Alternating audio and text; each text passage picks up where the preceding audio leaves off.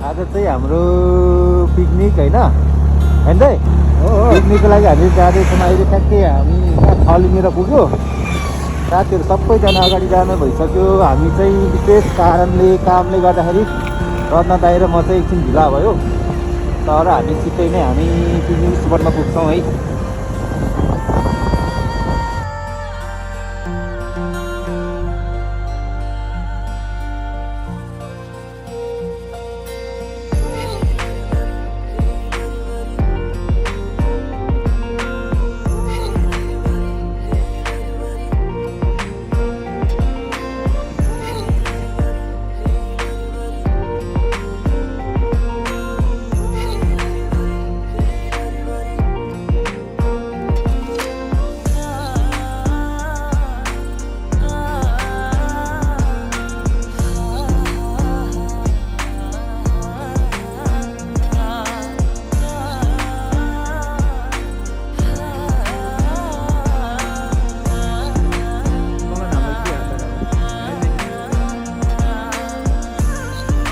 सिन्धुपाल चाहिँ जिल्ला पुग्यो होला हामी त अब त पुग्यो पुगेको छैन कि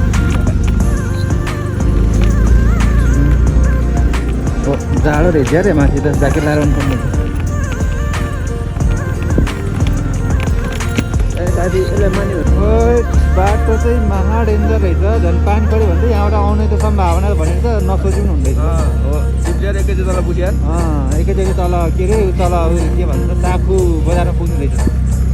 बाटो डेन्जर छ बाटो चाहिँ महा डेन्जर रहेछ गाइस। यो के अरे कुन ठाउँ अरे कुन रिसोर्ट चाहिँ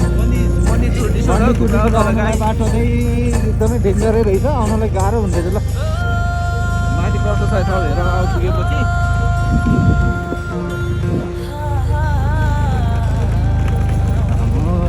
बाटो मेबी त बुझ्यो त्यो त भन्दैछु प्याराडाइज रहेछ। प्याराडाइजमा रहेछ अनि हामीले मनी छुट भनेर हामीले कहाँ घुमायो त।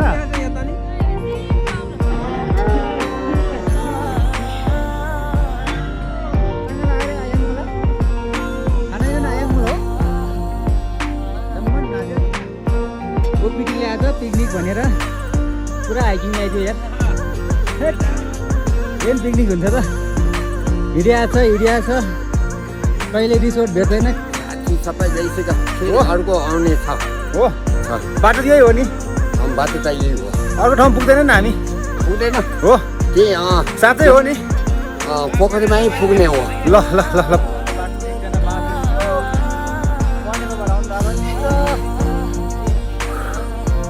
हाम्रो हिँडाइ एकदम जारी छैन बा, हिँडाइ जारी छैन दादा।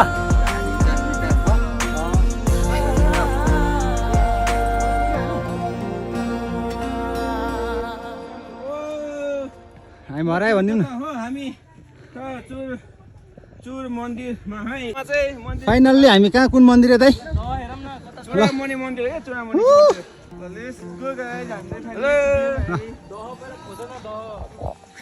फाइनल्ली हामी यहाँ पुग्यौँ अब।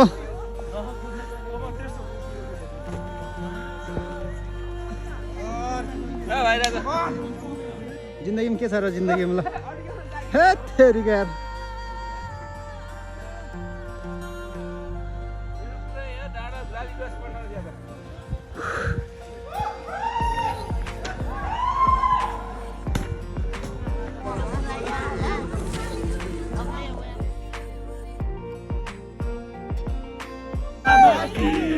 सम्झेरा च्याप्सी सिरानी हामी गीत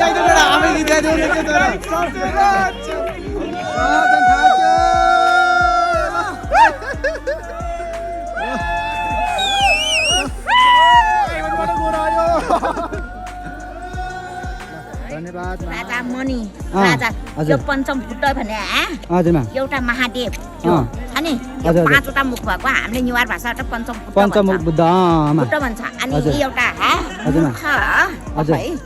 मूर्ख छ नि मान्छे थियो, भगवानको नास्तिक मान्छे भने त्यो असाध्यै हरामी। अनि बुद्धले उसलाई त्यो छ नि उसलाई ज्ञान दिँदा अनि त्यो बुद्धको ज्ञान दिँदा त्यो सक्षम बन्यो बेला यो त यस्तो मूर्खलाई बुद्धले कसरी ज्ञान दियो होला खै यसको परीक्षा एकचोटि हेर्नु पर्यो भनेर बुद्धले त्यो महादेवले भन्यो अनि महादेवले भनेपछि अनि त्यो बुद्धलाई हेर्नु गयो होइन त्यो मान्छेलाई हेर्नु गयो अनि त्यो बुद्धले ओहो मेरो जस्तो भगवान् बुद्ध जस्तोलाई अपमान गर्ने मेरो गुरुलाई अपमान गर्ने यसलाई कहाँ बाँकी राख्ने बाँकी नै राख्ने भने लखट्यो महादेवलाई लखटा अनि बुद्धकै शरणमा गयो बुद्धको शरणमा गएपछि अनि बुद्धले ओहो यस्तो महादेव जस्तोलाई त मेरो चेलाले लखट्यो अब के गर्ने यसले त मार्छ मेरो महादेवलाई त मार्छ यो जति शक्ति भए पनि मार्छ अब भएन भनेर 5वटा मुख बनाएर बुद्धको मुख बनाइदिन्छ बनाएर अनि पञ्चम बुद्ध भन्छ त्यही भएर हामी त्यो छ नि बौद्धिकहरूले पनि हिन्दू मान्ने त्यही चलनले माने किन अनि त्यो माथिको चाहिँ महादेव 5वटा मुख भएको चाहिँ बुद्ध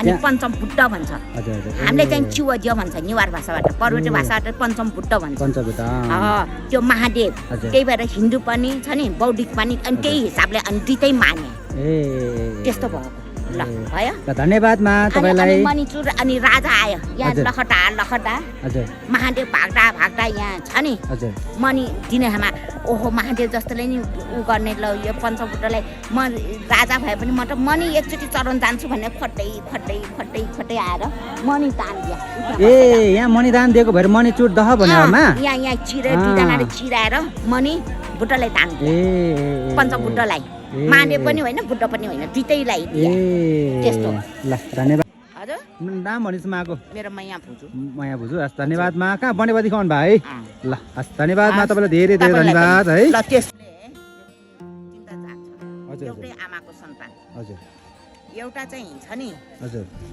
गुर्जुहरू छ नि हजुर गुर्जु यो कोरे यो छ नि एउटै आमाको सन्तान त्यो बिहार भित्र गयो गुर्जु बन्यो बिहार भित्र गएर भारा भन्यो गुर्जु बन्यो मसान घाटमा बस्यो त्यो पोरे भयो अनि पे गरेर बाजा बजायो गाइने भयो त्यसरी त्यो आधारमा छुटाएकोमा बुझ्नेले छ नि हजुर गुर्जुको हातले पानी खाने पोरेको हातले खान्छ त्यो हरिचन्द्र राजा सुता माथि गएको उसको खाना खाएर मसान घाटमा बस्या नि हरिचन्द्र राजा सबै दान दिएर हैन अनि त्यही भएर लगाइ है ल धन्यवाद मा तपाईलाई धेरै धेरै मलाई चाहिँ हो कि हैन कोमोडल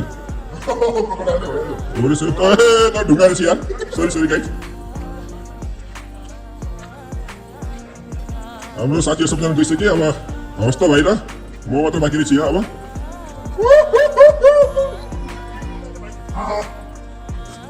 ल गाइस हाम्रो हस्त भाइ एक्लै तर रमाइलो लाग्यो चेहरा मैले लाग्यो हो नि हो ल गाई यहाँ त कोब्रामा ढुङ्गे ढुङ्गे ल है हो त्यो पनि एउटा यस्तो मन्दिर छ भने थाहा थिएन हाम्रो यहाँ चाहिँ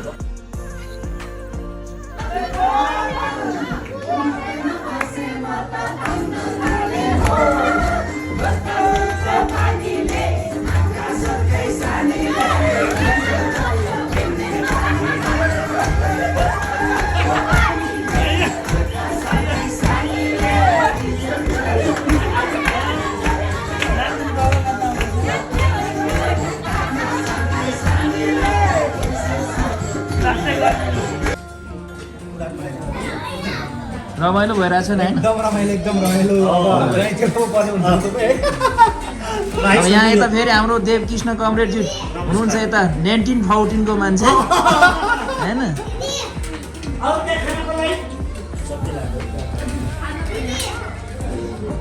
हामी अहिले मणिचुर रिसोर्टमा छौँ